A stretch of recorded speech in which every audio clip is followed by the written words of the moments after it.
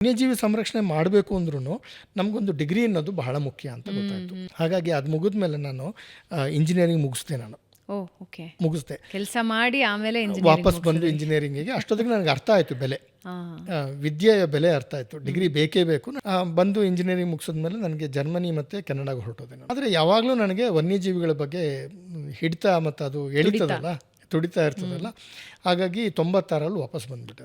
ತುಮಕೂರಿನಲ್ಲಿ ಒಂದು ಗ್ರಾನೈಟ್ ಕಂಪ್ನಿಯಲ್ಲಿ ಕೆಲಸಕ್ಕೆ ಸೇರಿದೆ ನಾನು. ಆದರೆ ಕೆಲಸ ಮಾಡೋಕ್ಕೆ ಆಗ್ತಾ ಇರಲಿಲ್ಲ. ನನಗೆ 3 ತಿಂಗಳು ಪ್ರಯತ್ನ ಪಟ್ಟೆ, ಆಗಲಿಲ್ಲ ನಾನು. ಆಮೇಲೆ ಬಿಟ್ಟು ವನ್ಯಜೀವಿ ಸಂರಕ್ಷಣೆಗೆ ಸೇರ್ಕೊಳ್ಬೇಕು ಅಂದ್ಕೊಂಡೆ. ಅದರೊಟ್ಟಿಗೆ ಬೇರೆ ಏನಾದರೂ ಮಾಡು ಅಂತ ನಮ್ಮ ತಂದೆ ಹೇಳಿದ್ರು.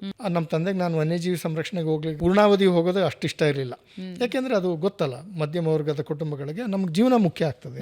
ಅವ್ರು ಏನೇನೋ ಪ್ರಯತ್ನ ಪಟ್ಟರು. ಯುರೇಕಾ ಫೋರ್ಬ್ಸಲ್ಲಿ ಕೆಲಸ ಮಾಡಿಸಿದ್ರು, ವ್ಯಾಕ್ಯೂಮ್ ಕ್ಲೀನರ್ ಮಾರೋದು. ಒಂದು ದಿವಸ ಹೋಗಿ ಬಿಟ್ಬಿಟ್ಟೆ ಆ ಕೆಲಸ.